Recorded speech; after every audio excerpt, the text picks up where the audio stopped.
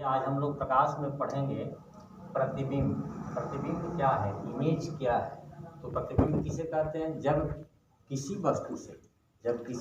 वस्तु से प्रकाश की किरणें चलती हैं या किसी वस्तु बिंदु से जब प्रकाश की किरणें चलती हैं तो परावर्तन के पश्चात परावर्तन होता है और परावर्तन के पश्चात जब वो लौटती हैं और लौट कर परावर्तित होकर वह जिस बिंदु पर मिलती हैं उस बिंदु को, पहले बिंदु का हम क्या कहते हैं? प्रतिबिंब का। और प्रतिबिंब दो प्रकार का होता है, एक वास्तविक और एक आभासी। तो वास्तविक किसे कहते हैं?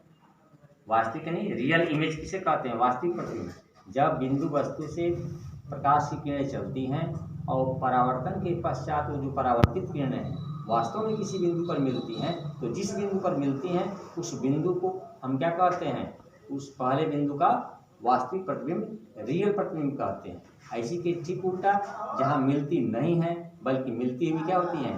प्रतीत होती हैं, उस बिंदु को जो है आभासी प्रतिबिंब जो है कहते हैं, वर्चुअल इमेज कहते हैं।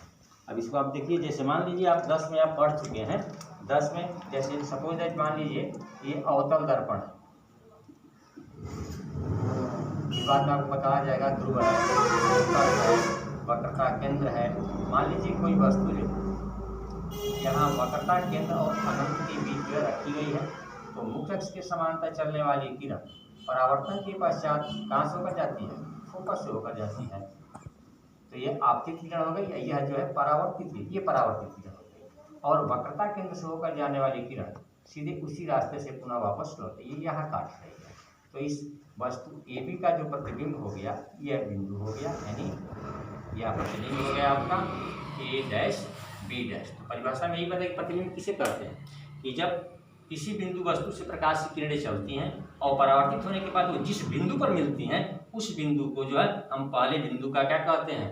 वास्तविक प्रतिबिंब कहते हैं। तो आप देख रहे हैं कि ये अवतल दर्पण है। अवतल दर्पण में ये आपतित किरण है, यह परावर्तित किरण है। यह आपतित किरण फिर इसी पर लौटकर परावर्तित हो रही है, तो ये इस बिंदु पर काट रही है। परावर्तित किरणें जो है वास्तव में एक बिंदु पर काट रही हैं। तो यहाँ पर जो प्रतिबिंब बन रहा है ए बी का प्रतिबिंब ए डैश बी डैश बन गया, तो ये रियल इमेज है। अच्छा, वास्तविक प्रतिबिंब यह जो है REL रियल इमेज है, यह इमेज। और मान लीजिए यही अवतल दर्पण है, सपोज दैट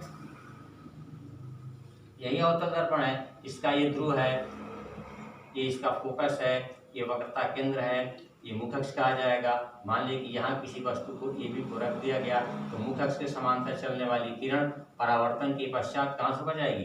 फोकस से होकर जाएगी। और इस वक्रता केंद्र से होकर जाने वाली किरण सीधे जो है इसी रास्ते, इसके वक्रता केंद्र से होकर जाने वाली किरण इसी रास्ते से वापस लौट आएगी। इधर जब लौटेगी तो ये इधर आएगी, इधर दोनों के बीच की दूरी लगातार बढ़ती जाएगी। ये वास्तव में मिलेगी नहीं, बल्कि पीछे बढ़ाने पर ये क्या होगी? मिलती हुई प्रतीत होगी। तो यहाँ ए बी का प्रतिबिंब जो है यहाँ काट मिलती हुई प्रतीत हो रही है, ए डैश बी डैश बनेगा। तो यह जो प्रतिबिंब है आपका, वास्तव में हम ये समझाना चाहते हैं आपको कि यहाँ पर ये मिल नहीं रही है। देख रहे परावर्तित हो रही है, इधर भग रही है, ये इधर वास्तव में यहाँ पर ये मिल नहीं रही, बल्कि पीछे बढ़ाने पर ये मिलती हुई प्रतीत हो रही है। तो ये मिलती हुई प्रतीत हो रही है, तो जिसको हम कहते हैं आभासी प्रतिबिंब कहते हैं, वर्चुअल इमेज कहते हैं इसको।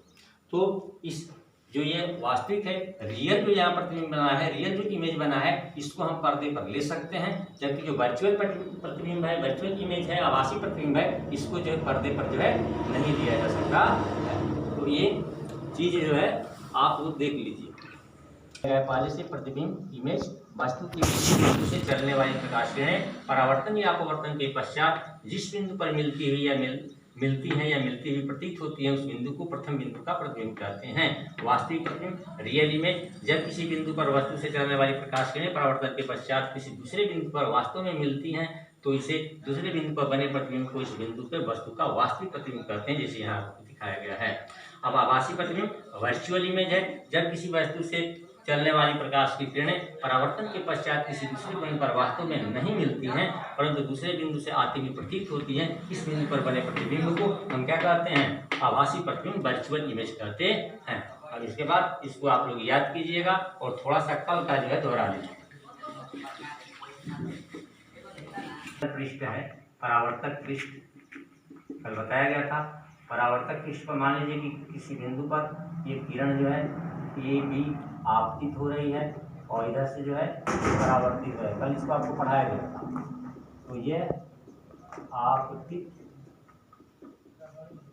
किरण है और यह जो है परावर्तित किरण।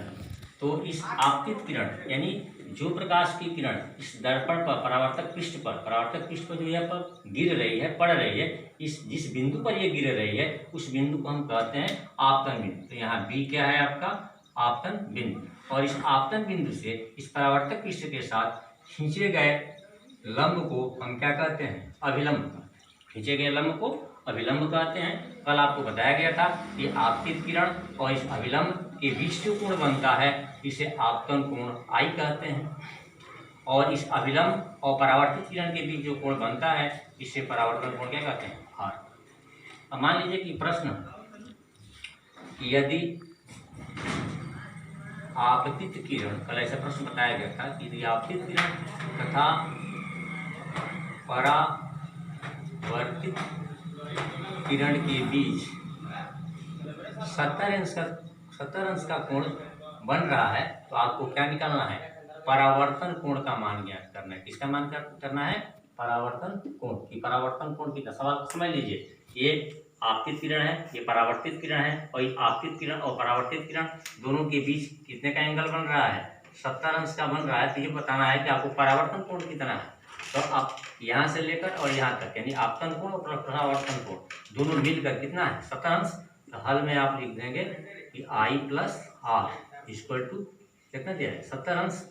और आप जानते हैं परावर्तन के नियम से कि परावर्तन के नियम से आपतन कोण आई बराबर परावर्तन कोण आर। तो R plus R equal to 70।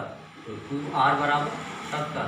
तो r बराबर 70/2 यानी परावर्तन कोण का मान कितना हो गया 35 अंश हो गया। और जितना परावर्तन कोण का मान होगा उतना ही आपतन कोण का मान होगा। आपको कल परावर्तन की परिभाषा बताई गई थी कि जब कि प्रकाश का किसी चिकने तल से टकराकर पुनः उसी माध्यम में वापस लौटने की क्रिया को प्रकाश का परावर्तन कहते हैं। और परावर्तन के नियम बताया गया था, दो परावर्तन के नियम में बताया गया था आपको आपतित किरण, परावर्तित किरण और आपतन बिंदु पर खींचा गया विलंब तीनों एक ही तल में होते हैं। और दूसरा आपतन कोण सदैव परावर्तन कोण के बराबर होता है। ये कल तो आज का जो हुआ है जो पीछे का हुआ है इसको आप याद कीजिए।